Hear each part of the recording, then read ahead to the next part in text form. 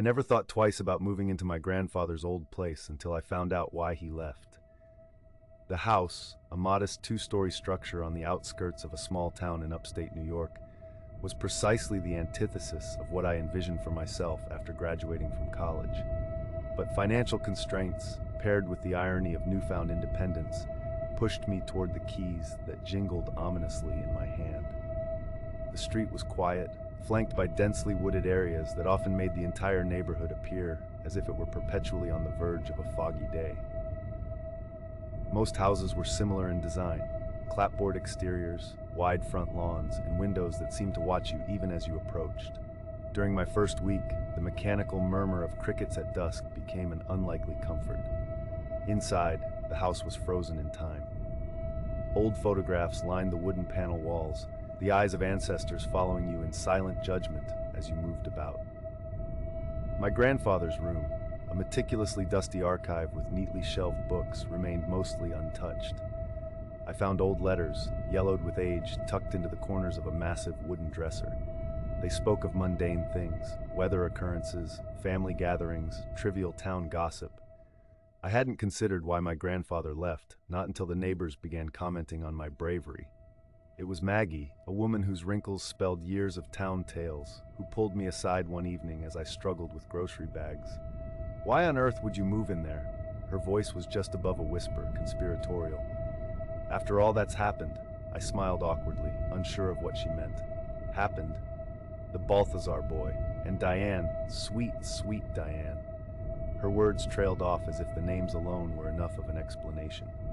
Shaking off the odd encounter, I channeled my energy into fixing up the neglected garden and painting the peeling walls in the kitchen.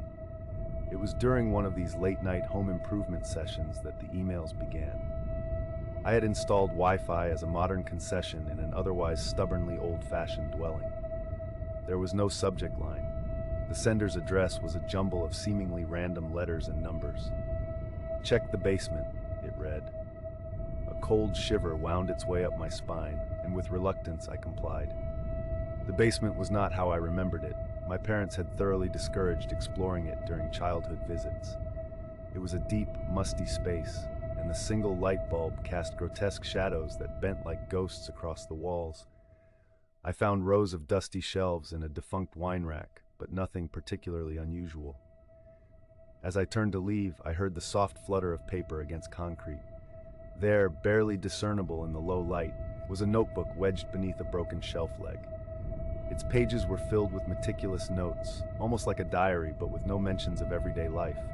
Only dates followed by cryptic, nearly deranged sketches in single words: missing, forgotten, lost. I left the basement unsettled and was determined to ignore the notebook as much as possible, especially given how frantic I had felt upon reading it.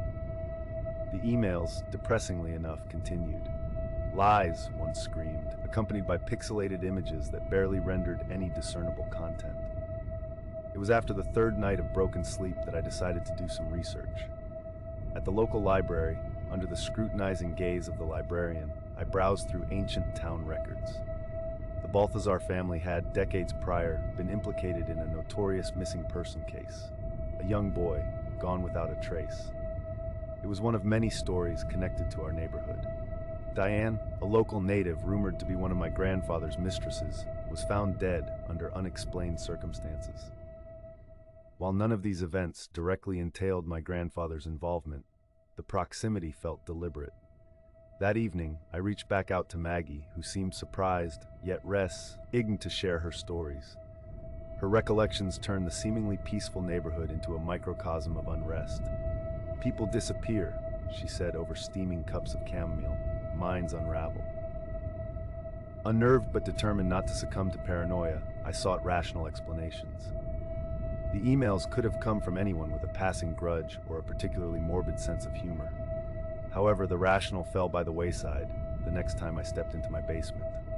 It was a flicker at first, a peripheral movement just outside my direct gaze, a patch of unnatural darkness that caused even the ambient noises to hush into silence. I stood frozen as my mind despaired against my hardening logic. When the patch moved, I hurriedly vacated the basement, leaving the lights on regardless of energy consumption. The following week descended into a chaotic blend of fear and disbelief. Unapologetically horrifying visions intruded daily life. My email inbox was inundated with nearly identical messages. I went as far as replacing my computer, but the emails persisted with mocking consistency. Maggie's earlier cryptic assertions about the neighborhood's reputation haunted me.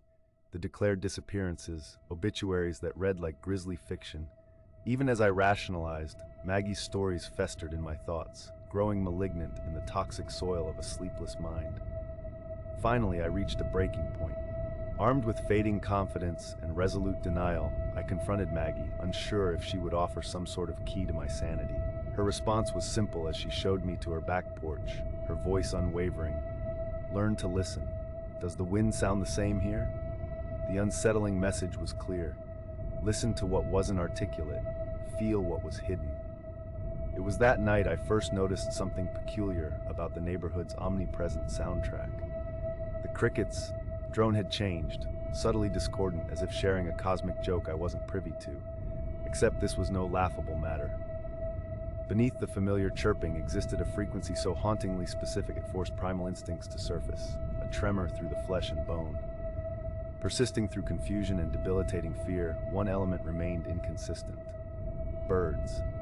By day, you'd expect a melody of whistles and chirps, a rich accompaniment to rustling leaves. In my 2-month tenure, not a single tweet resonated. They never, not once, landed.